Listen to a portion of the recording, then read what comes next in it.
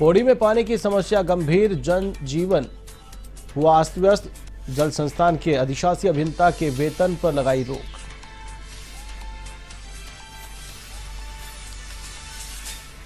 कैंची धाम मंदिर में 15 जून को भरेगा मेला। पुलिस प्रशासन ने शुरू की तैयारियां। बड़ी संख्या में श्रद्धालुओं के पहुंचने की उम्मीद।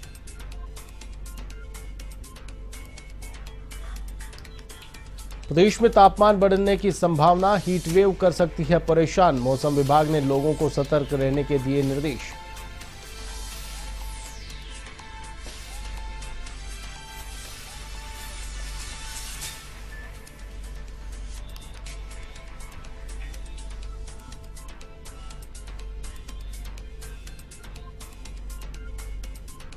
नमस्कार, आप देख रहे हैं एवन उत्तराखंड और आपके साथ मैं हूं आशीष तिवारी। हरिद्वार में हर की पेड़ी कॉरिडोर का काम जल्द रफ्तार पकड़ सकता है। सरकार की ओर से कंसल्टेंसी फर्म की नियुक्ति कर दी गई है। हरिद्वार रुड़की विकास प्राधिकरण बोर्ड की मीटिंग के बाद प्राधिकरण के अध्यक्ष और कमिश्नर गढ़वाल विनय शंकर पांडे ने इसकी जानकारी दी। उन्होंने कहा कि फर्म प्रोजेक्ट की डीपीआर तैयार करने और स्टेक होल्डर के साथ समन्वय स्थापित करने का काम शुरू करेगी। प्राधिकरण की बोर्ड मीटिंग में 26 प्रस्तावों पर मुहर लगाई गई है। इनमें कई नए प्रोजेक्ट शुरू करने, शहरी क्षेत्र का सौंदर्यीकरण और प्राधिकरण का वार्षिक बजट पास करना भी शामिल है। यूआईडीबी एक नई संस्था बनी है और उसकी तरफ से जहाँ तक मुझे अभी जानकारी है कि उसमें कंसल्टेंट की नियुक्ति हो चुकी है और बहुत जल्दी अब वो आएगी यहाँ पर। और सबसे पहला जो उसमें प्राथमिकता रखी गई है वो है स्टेक होल्डर कंसल्टेशन। पहले भी हम लोगों ने लगातार इस चीज़ को यहाँ के हरिद्वार के जो हमारे सम्मानित नागरिक गण हैं उनको बताया गया है, स्टेक होल्डर्स को, कि कोई भी प्रोजेक्ट बिना उनके परामर्श के, बिना उनके सुझाव के नहीं किया जाएगा। उनके जो भी चिंताएं हैं, आशंकाएं हैं, उसका पूरा समाधान होगा, उनसे विचार विमर्श होगा, क्योंकि ये प्रोजेक्ट उन्हीं के लिए बन रहा है, यहाँ के लोगों के लिए ही, यहाँ के पर्यटन को, तीर्थाटन को बढ़ावा देने के लिए बन रहा। तो उनकी जो भी इश्यूज़ हैं उसको अच्छी तरह से एड्रेस किया जाएगा। उत्तराखंड में बढ़ते सूदखोरी उत्पीड़न पर अंकुश लगाने के लिए एसआईटी गठन किया गया है। इसके बाद काशीपुर में पुलिस अधिकारियों ने जागरूकता के लिए जन सम्मेलन का आयोजन किया, जिसमें काशीपुर, बाजपुर और जसपुर क्षेत्र के दर्जनों जनप्रतिनिधियों समेत आम लोगों ने भाग लिया। जनपद के कई क्षेत्रों में सूदखोरों का मकड़जाल फैला हुआ है, जिनके शिकंजे में आकर जहां कई लोग आत्मघाती कदम तक उठा चुके हैं। सम्मेलन में एसआईटी के सदस्य और रुद्रपुर एसपी मनोज कुमार कातियाल ने कहा कि अब सूदखोरों द्वारा किसी का खून चूसने नहीं दिया जाएगा। जल्द सूदखोरी के मकड़जाल तोड़कर इसमें लिप्त सूदखोरों को जेल की सलाखों के पीछे पहुंचाया जाएगा। जन सम्मेलन कार्यक्रम आयोजित किया गया है। इस जन सम्मेलन कार्यक्रम के आयोजित करने जाने का उद्देश्य जो है, ये बेसिकली सूदखोरी की समस्या जो है क्षेत्र की एक महत्वपूर्ण समस्या है, जिसके निराकरण के लिए शासन द्वारा एक एसआईटी गठित की गई थी, जिसको माननीय डीआईजी साहब रेंज जो है वो जिसको हेड कर रहे हैं, उनके आदेशों पर एक एसआईटी और भी गठित हुई थी, जिसमें एक सदस्य तौर पे मैं इस जन सम्मेलन को हम लोगों ने यहाँ आयोजित किया। इसमें आईटीआई, जसपुर, काशीपुर और कुंडा, इन 4 थानों के जो जनता है वो इसमें प्रतिभाग कर रही है। क्षेत्र में पूरे राज्य में एक 2025 तक उत्तराखंड को नशा मुक्त बनाने का अभियान ऑलरेडी चल रहा है। इसमें 2 तरह से हम लोग काम कर रहे हैं। जो कि नशे का कारोबार करते हैं उनके खिलाफ विधिक कार्रवाई करना, उनकी संपत्ति जब्तीकरण और नियमानुसार ध्वस्तीकरण की कार्रवाई, और साथ में जन जागरूकता अभियान के माध्यम से लोगों को इस गिरफ्त में, नशे के चंगुल में फंसने से बचाने। देहरादून के डोईवाला के अंतर्गत ग्राम पंचायत बड़कोट क्षेत्र में गोवर्धन के तहत लगभग 5000 वर्ग फीट का बायोगैस प्लांट बन रहा है, जिससे ग्रामवासियों को जहां एक तरफ सस्ता ईंधन मिलेगा तो प्रदूषण को रोकने में भी मदद मिलेगी। देहरादून के जिला विकास अधिकारी सुनील कुमार ने कहा कि इस बायोगैस प्लांट के बनने के बाद 15 परिवारों को बायोगैस का कनेक्शन दिए जाने का प्रावधान किया गया है। उन्होंने कहा कि इस प्रोजेक्ट का मुख्य फोकस ग्रामीण ऊर्जा को बढ़ावा देने का है। डोईवाला में हमारा जो स्वच्छ भारत ग्रामीण मिशन के अंतर्गत गोवर्धन योजना के अंतर्गत ये बायोगैस प्लांट निर्मित हो रहा है। इसकी टोटल जो कैपेसिटी है 85 घन मीटर है और इसके बनने के बाद 15 फैमिलीज को इसमें बायोगैस का कनेक्शन दिलाए जाने का प्रावधान किया गया है। साथ ही एक चक्की भी इसके थ्रू चलेगी बायोगैस के थ्रू, जिससे संभावित है कि भविष्य में इसमें बिजली भी पैदा हो पाएगी। तो ये इसका विशेष फोकस जो हमारे रिन्यूएबल एनर्जी को प्रमोट करने का, और ये भारत सरकार का एक बहुत बड़ा प्रोजेक्ट है जिसका कि प्रदेश में सबसे बड़ा प्लांट है। हिमालय के साफ और ठंडे पानी में पाए जाने वाले रेनबो ट्राउट मछली का उत्पादन अब नैनीताल में भी होगा। जिला मत्स्य विभाग ने पर्वतीय क्षेत्रों में इस मछली के उत्पादन को लेकर तैयारी शुरू कर दी है और किसानों को प्रशिक्षण भी दिया जा रहा है। विभाग के अनुसार किसानों को इस दिशा में तालाब बनाने के लिए सामान्य वर्ग को 40%, SC/ST को 60% तक अनुदान दिया जा रहा है। आपको बता दें कि बाजार में रेनबो ट्राउट मछली 1200 से 2000 रुपए किलो तक बिकने वाली मछली है, जिससे न सिर्फ रामगढ़, धारी, भीमताल के किसानों की आय बढ़ सकेगी बल्कि वे रोजगार भी पा सकेंगे और इलाके में तालाब निर्माण भी हो सकेंगे।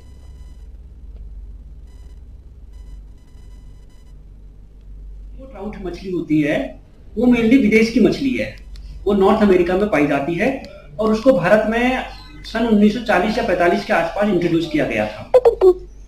तो ये मछली ठंडे पानी में रहती है, उस पानी का तापमान 18 डिग्री से नीचे रहना चाहिए। अगर पानी का तापमान ऊपर जाता है तो तुरंत मर जाती है मछली। तो नैनीताल जिले में रामगढ़ एक ऐसा ब्लॉक है जहां पर कि पानी पूरे वर्ष 18 डिग्री से कम रहता है।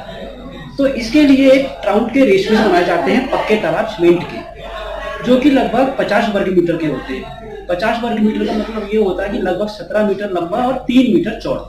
इसको रेशमेस कहते हैं, जिसकी लंबाई ज्यादा होती है और नैनीताल जिले के कैंची धाम मंदिर में 15 जून को मेला भरेगा। मेले को लेकर जिला प्रशासन और पुलिस प्रशासन ने तैयारियां शुरू कर दी हैं। इस बार मेले में बड़ी संख्या में श्रद्धालुओं के पहुंचने की उम्मीद है। पुलिस क्षेत्राधिकारी नितिन लोहनी ने बताया कि पिछले साल मेले में बाबा नीम करौली के दर्शन करने के लिए 2.5 लाख से अधिक श्रद्धालु पहुंचे थे। इस बार संख्या दोगुनी होने की उम्मीद है, जिसको देखते हुए तैयारियां शुरू कर दी गई हैं।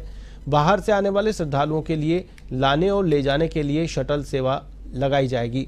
गाड़ियों के लिए भवाली में पार्किंग स्थल बनाए जा रहे हैं।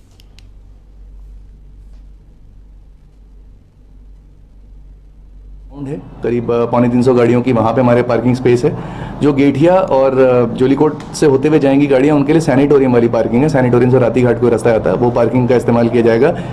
कैंची की जो अपनी पार्किंग है वो हम आमतौर पे रहता है कि एक दिन पहले ही भर जाती है, और जो पहाड़ से आने वाली गाड़ियाँ हैं उनके लिए हम खैरना में पार्किंग करवाएंगे। ये वहाँ इन पार्किंग्स में जो हमारे जो यात्रीगण हैं वो अपने गाड़ियों को पार्क करने के बाद वहाँ से शटल के माध्यम से ही गाड़ियाँ आगे जाएंगी।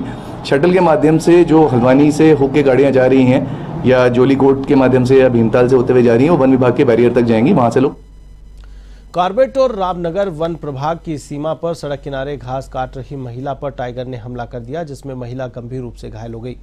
उसके बड़ी बहन तारा देवी बाघ से लड़कर अपनी छोटी बहन को छीन कर लाई। रामनगर के संयुक्त चिकित्सालय में महिला का इलाज चल रहा है। आपको बता दें कि 3 महिलाएं रिंगोड़ा के पास घास काट रही थी। इसी दौरान बाघ ने लीला देवी पर हमला कर दिया। महिला खतरे से बाहर बताई जा रही है।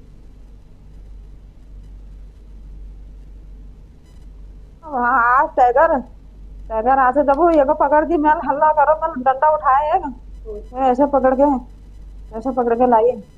बाघ से हटाया? हाँ, बाघ से हटाया मैंने। फिर डंडा से मैंने ऐसे डंडा से हटाया मैंने। फिर इसको मैंने ऐसे पकड़ा, मैं लाई घसीट के। मेरे को ले जाएगा तो दोनों को ले जाएगा। फिर हम बाघ के मुंह से, हाँ, बाघ के मुंह से खींच के लाई। आपका पत्ता जो पौधा है, यहाँ की कुछ औरतें जो है घास काट से लकड़ी बीनने के लिए जो है जंगल में गई थी, तो रिंगोड़ा से 200 मीटर इधर टाइगर ने इनके ऊपर हमला किया है। फिलहाल मैं इस समय हॉस्पिटल लेकर आया हूँ। रोड पे ही हमला किया? हाँ, रोड से थोड़ा अंदर, रामनगर गर्जिया रोड पर रिंगोड़ा खट्टे से 200 मीटर इधर की बात। जी, अभी ठीक है। बाकी वहाँ उधम सिंह नगर के किच्छा में पुलभट्टा थाना पुलिस ने बड़ी कार्रवाई करते हुए लाखों के स्मैक सहित 3 तस्करों को गिरफ्तार किया है। पुलिस के अनुसार सितारगंज किच्छा हाईवे पर वाहन चेकिंग के दौरान 3 युवकों को रोककर जांच की गई, जिनके पास लाखों के स्मैक बरामद की गई। गिरफ्तार आरोपियों में नानकमत्ता निवासी लखविंदर सिंह, स्वर्ण सिंह और सितारगंज निवासी सरताज अहमद शामिल हैं, जिनसे करीब 5 लाख रुपए की 124 ग्राम स्मैक बरामद की गई।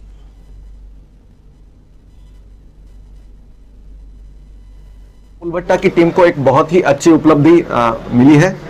तीन अभियुक्त जो हैं ये थाना नानकमत्ता और थाना सितारगंज से इसमें गिरफ्तार हुए हैं। लखविंदर सिंह, सरताज सिंह और स्वरण सिंह। तो इसमें लखविंदर सिंह और स्वरण सिंह जो है दोनों भाई है और थाना नानकमत्ता के निवासी हैं।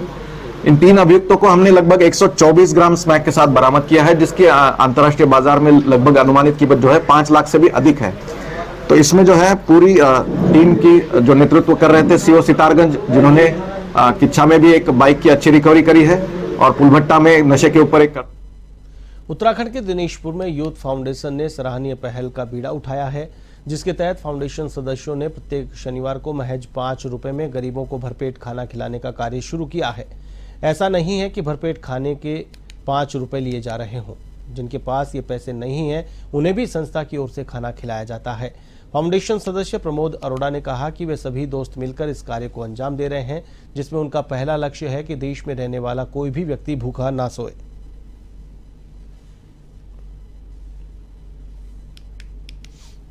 उद्देश्य है कि जो लोग सामर्थ्य नहीं है, गरीब लोग हैं, बेचारे दिन का भोजन भी नहीं खा पाते हैं मेहनत करने के बाद भी, तो वो लोग फ्री सेवा है यहाँ पर, सभी लोग आके भोजन खा सकते हैं। उनकी इच्छा है कोई सेवा यहाँ डालें या मत डालें, हमारी तरफ से फ्री ऑफ कॉस्ट है। आप जितना मर्जी भरपेट भोजन खाइए।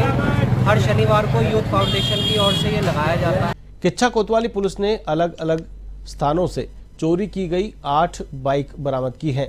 किच्छा पुलिस ने वाहन चेकिंग के दौरान एक बाइक पर सवार 3 युवकों को रोका तो वे पुलिस को देखकर भागने लगे, लेकिन पुलिस ने उन तीनों को पीछा करके पकड़ लिया। पकड़े गए आरोपियों के कब्जे से किच्छा से चोरी हुई बाइक बरामद हुई। पूछताछ करने पर उन तीनों की निशानदेही पर चोरी की 7 अन्य बाइक्स भी बरामद की गई।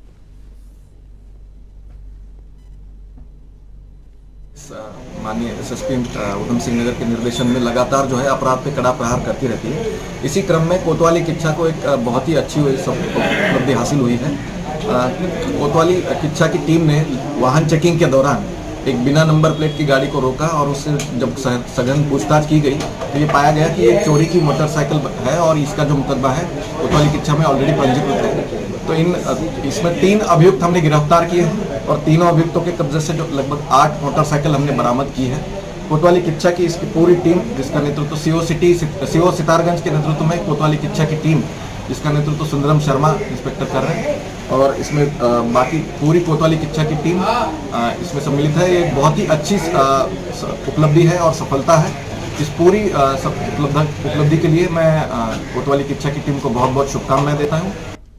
पुरानी तहसील कैंपस में जीर्ण शीर्ण पड़ी इमारतों को तहसील प्रशासन साफ करने में जुटा है। वहीं पुरानी तहसील कैंपस में प्रशासन ने एक बिल्डिंग को बिना टेंडर के गिरा दिया।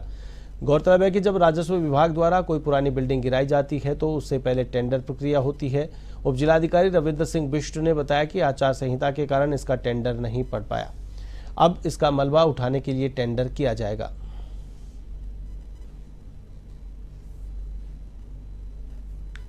रास्ता जा रहा है, जितने भी पुराने भवन है चाहे नए भी हों, सब डेमोलिशन की कार्रवाई होगी। बगैर टेंडर के हो गया? नहीं, बगैर टेंडर के किसी को दिया नहीं है, हमने सिर्फ डेमोलिश किया, उसको डेमोलिश करना है और जब उसकी बिक्री कर देंगे तब नीलामी की जाएगी, क्योंकि आचार संहिता लगी हुई तो नीलामी नहीं हो सकती।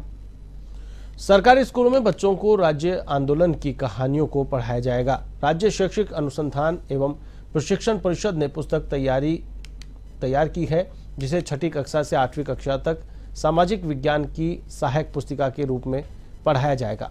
इसके साथ ही कारगिल में शहीद वीरों के किस्सों से भी बच्चे रूबरू हो पाएंगे।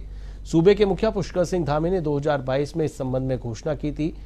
शिक्षा महानिदेशक बंशीधर तिवारी ने बताया कि बाल साहित्य के रूप में एक किताब तैयार की गई है, जिसके माध्यम से छात्र हमारी संस्कृति, भौगोलिक स्थिति के साथ साथ राज्य आंदोलनकारी और कारगिल युद्ध में शहीद हुए वीरों की कहानियां पढ़ सकेंगे।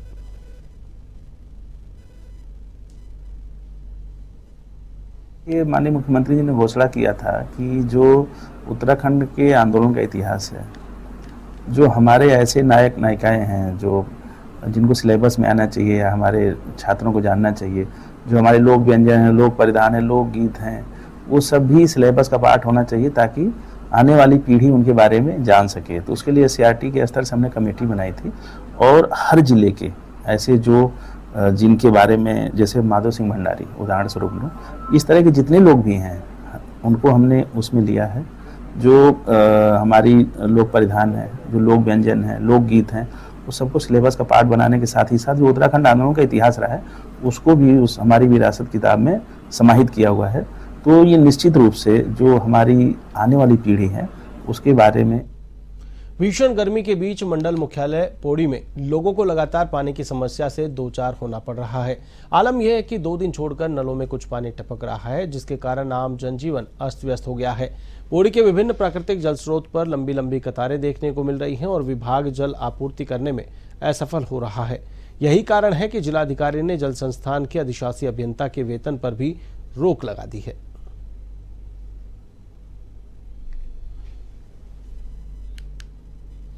प्रदेश में नदी किनारे बसी बस्तियों को एनजीटी के निर्देश पर हटाने के आदेश जारी होने के बाद विपक्ष ने इसका विरोध किया है। उसने इस मामले में शहरी विकास मंत्री प्रेमचंद अग्रवाल से विधानसभा में मुलाकात कर ज्ञापन सौंपा। विपक्ष का कहना है कि मानसून आने वाला है, ऐसे में बस्ती वालों के घर उजाड़ने के बाद उनके रहने की व्यवस्था कैसे होगी। इस पर शहरी विकास मंत्री डॉक्टर प्रेमचंद अग्रवाल ने आश्वासन देते हुए कहा कि जो भी उचित होगा उस पर कार्रवाई सुनिश्चित की जाएगी और बस्ती वासियों के हितों का पूरा ध्यान रखा जाएगा। आज माननीय मंत्री जी से हम लोग मिले, विपक्षी दलों को लोग, जन संगठनों को लोग, और हमारी मुख्य मांग थी कि जो बेदखली जो मकान तोड़े जा रहे हैं वो कानून के तहत हो और उसमें ये ना हो कि आज सुबह आप हमारे घर में आ गए, हमको आपने नोटिस भी नहीं दिया या 2 दिन पहले नोटिस दे दिया और सुबह आ गए तोड़ने। ये कानून का राज नहीं है। ये एक तरीके से ये जो बुलडोजर कल्चर है, ये बुलडोजर कल्चर नहीं होना चाहिए, क्योंकि बेदखली के नियम है और उस एक्ट को हमने अडॉप्ट कर रखा है उत्तराखंड सरकार ने, और जब अडॉप्ट कर रखा है तो आप अपने ही एनजीटी का जो आदेश था कि 11 मार्च 2016 के बाद के जितने भी अतिक्रमण हैं उनको जो रिवर जितने भी हमारी हैं और उसके कैचमेंट एरियाज में जो अतिक्रमण है उसको हटाया जाए, उस पर स्पष्ट निर्देश है। लेकिन जो मेरे पास जनप्रतिनिधिगण आए थे उन्होंने कहा कि 11 मार्च 2016 से पहले के भी लोगों को हटाया जा रहा है। तो अभी मेरे द्वारा प्रमुख सचिव शहरी विकास को कहा गया है कि इससे पहले के जितने भी व्यक्ति यदि कोई प्रमाण प्रस्तुत करता है कि वो 11 मार्च 2016 से पहले के हैं तो उनके बारे में हम लोग विचार करेंगे। लेकिन 11 मार्च 2016 के बाद के जितने भी इस प्रकार के अतिक्रमण हैं उसके लिए निश्चित रूप से जो एनजीटी का निर्देश है उसको हम उसके नैनीताल उधम सिंह नगर लोकसभा से कांग्रेस प्रत्याशी रहे कांग्रेसी नेता प्रकाश जोशी ने कहा कि नायडू और नीतीश के किरदार से पूरा देश वाकिफ है। आप देखना जल्द वह फिर पलटी मारेंगे, जिसके बाद मोदी सरकार औंधे मुंह गिरेगी। काशीपुर में पार्टी कार्यकर्ताओं और नेताओं से मुखातिब होते हुए प्रकाश जोशी ने कहा कि लोकसभा चुनाव के दौरान उत्तराखंड में मिली करारी हार पर पार्टी द्वारा समीक्षा किए जाने को जरूरी ठहराया।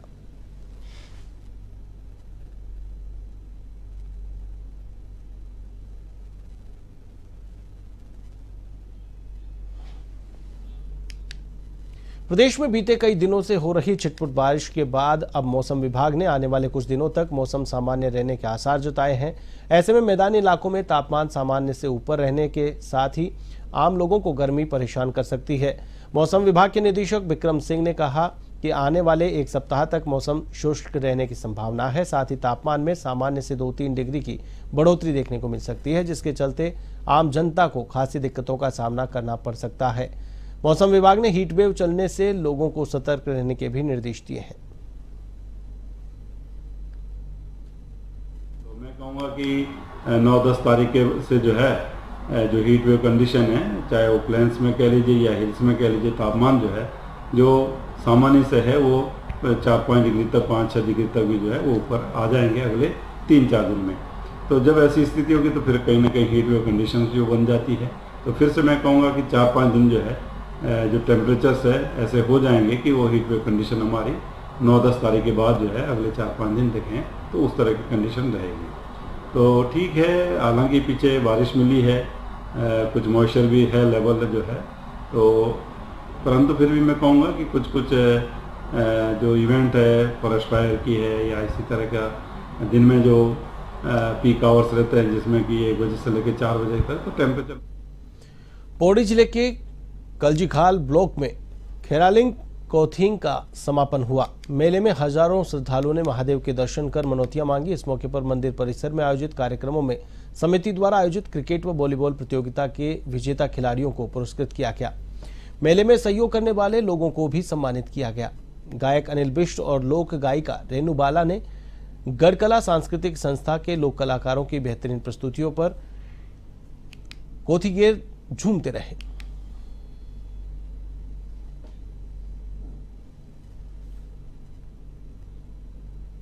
देहरादून में आईएमए की पासिंग आउट परेड हुई।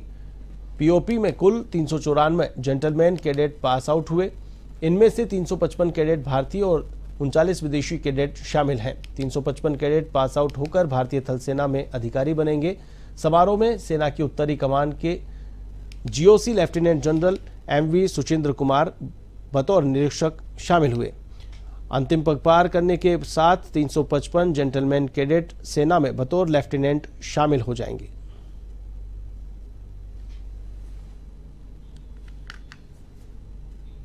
एवं उत्तराखंड में फिलहाल के लिए बस इतना ही। मुझे दीजिए इजाजत।